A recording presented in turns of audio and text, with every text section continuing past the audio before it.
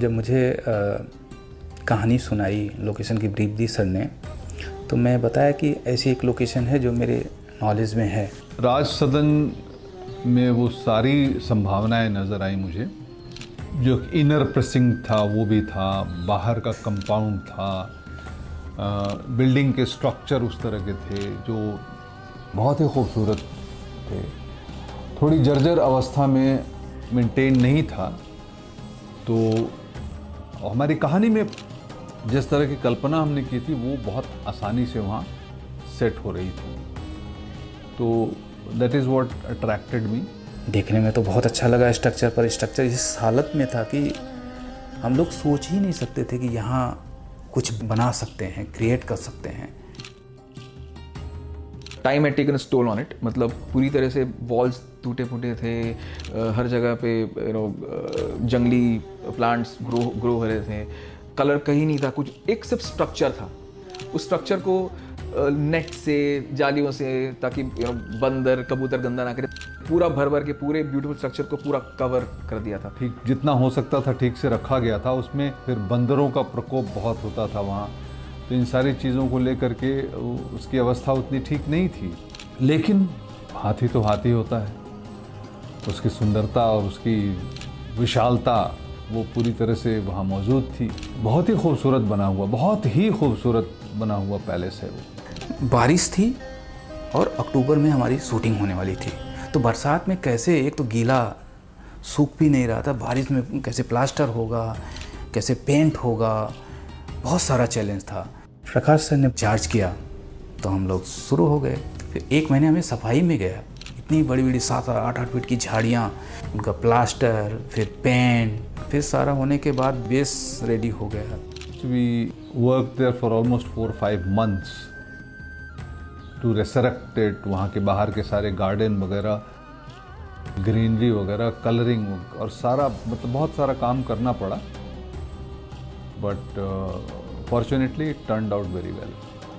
Specially आश्रम में जिस लेवल का प्रोडक्शन डिज़ाइन हुआ है इस फिनोमिनल। मतलब 3 महीने बाद जब मैं फिर से वहाँ गया तो वो पूरी जगह ट्रांसफॉर्म हो चुकी थी। It was a beautiful palace now, एक बहुत सुंदर जगह जहाँ पर मैं मेरे फ्रेम्स ढूंढ रहा था। हमने ये डिसाइड किया कि हमारे किसी भी धर्म से, किसी भी प्रथा से, किसी भी पंचायत से जुड़े हुए जो कलर्स हैं, रंग हैं, उनका इस्तेमाल हम नहीं करेंगे।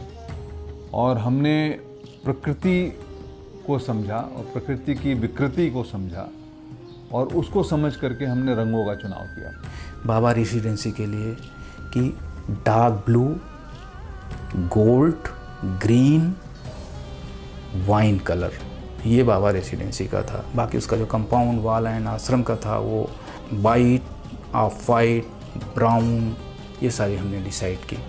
तो जो आप देखते हैं एक ब्लूइशनेस, एक पर्पलनेस, वो खूबसूरती भी है और थोड़ी सी उसमें नेगेटिविटी भी है। बहुत डिटेल और बहुत ही फिनिश से सारी छोटी छोटी चीज़ों को चूज़ किया हुआ है।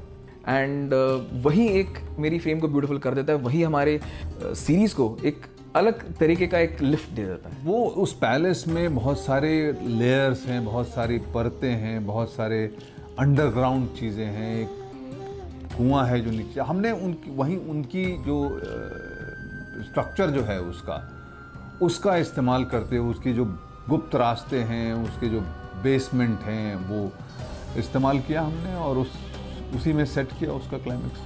प्रैक्टिकल लैम्प्स हो, लैंटर्न्स हो,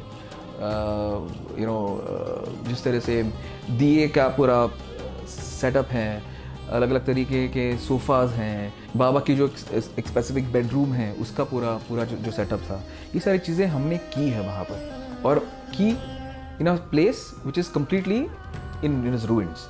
Well, it has been wonderful journey and it continues to be wonderful, and we're looking forward to shooting our second season. But this was immensely wonderful, and we were able to do it because of Raj Sadan and the existing structure of Raj Sadan. वरना